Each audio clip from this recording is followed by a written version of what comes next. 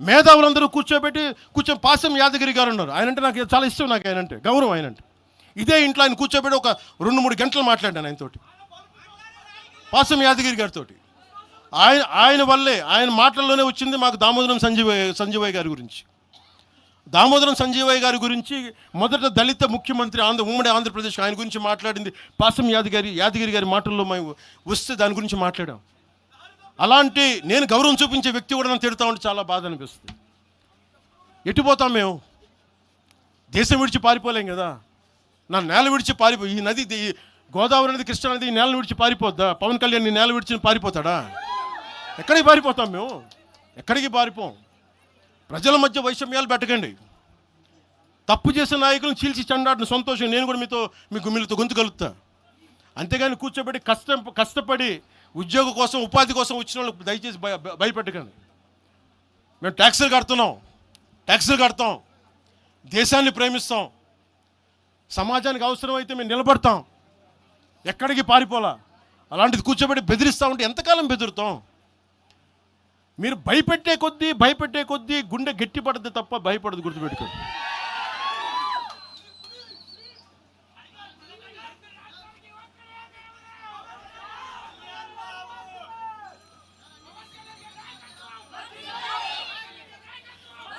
ఈరోజున తెలంగాణ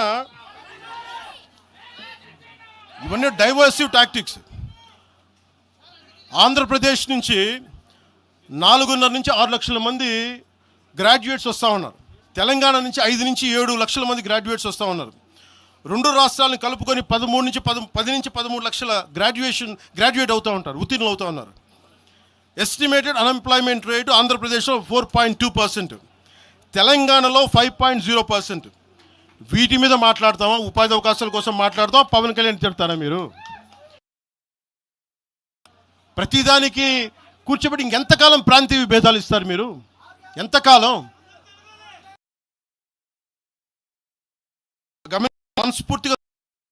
మనస్ఫూర్తిగా 6 గ్యారంటీలు, 6 సీట్లు మీరు మాట్లాడండి. తెలంగాణ యువత మీరు మాట్లాడండి, మీరు నిలబడండి, మీరు మాట్లాడండి. జనసేన పార్టీ 7 సిద్ధాంతాలు పుస్తకాల్లో చదివి వీటన్నిటికంటే కూడా తెలంగాణ నేల నేర్పించిన విలువలు ఇవి. వీటి కోసం మేము నిలబడే ఉన్నాం. ఇవేదో పుస్తకాల్లో రూపొందించిన సిద్ధాంతాలు కావి. తెలంగాణలో మేము చూసిన సామాజిక వాస్తవాల నుంచి పుట్టిన సిద్ధాంతాలు ఇవి. ఉస్మానియాలో 2009లో ఆ రోజు గద్రన్న పక్కనే ఉన్నాడు. ఆ రోజు ఇట్లాగే ఇబ్బంది కలిగిస్తూ ఉంటే ఒకటే అన్నాడు గద్రన్న, అరే తమ్మి నువ్వు మాట్లాడరు, ఎవరు వస్తారు నేను చూసుకుంటానని చెప్పి. ఒకటే చెప్తా ఉన్నాను, ప్రాంతీయ తెలంగాణ ఆవిర్భావాన్ని, తెలంగాణ రాష్ట్ర ప్రయోజనాల్ని, తెలంగాణ రాష్ట్రాన్ని ఏ రోజు కూడా జనసేన అగౌరవపరచలేదు, గుండెల్లో పెట్టుకుంటుంది జనసేన. అలాగే ప్రాంతీయతను మేము గౌరవిస్తాం. అదే ప్రాంతీయత పేరుతోటి జాతీయవాదాన్ని బలహీనపరిస్తే జనసేన ఎప్పటికీ అంగీకరించదు. మేము దానికోసం కొట్లాడతాం, నిలబడతాం. ఇది మీరు ఇలా మాట్లాడితే రేపు పొద్దున ఎక్కడ దాకా పోతాయంటే,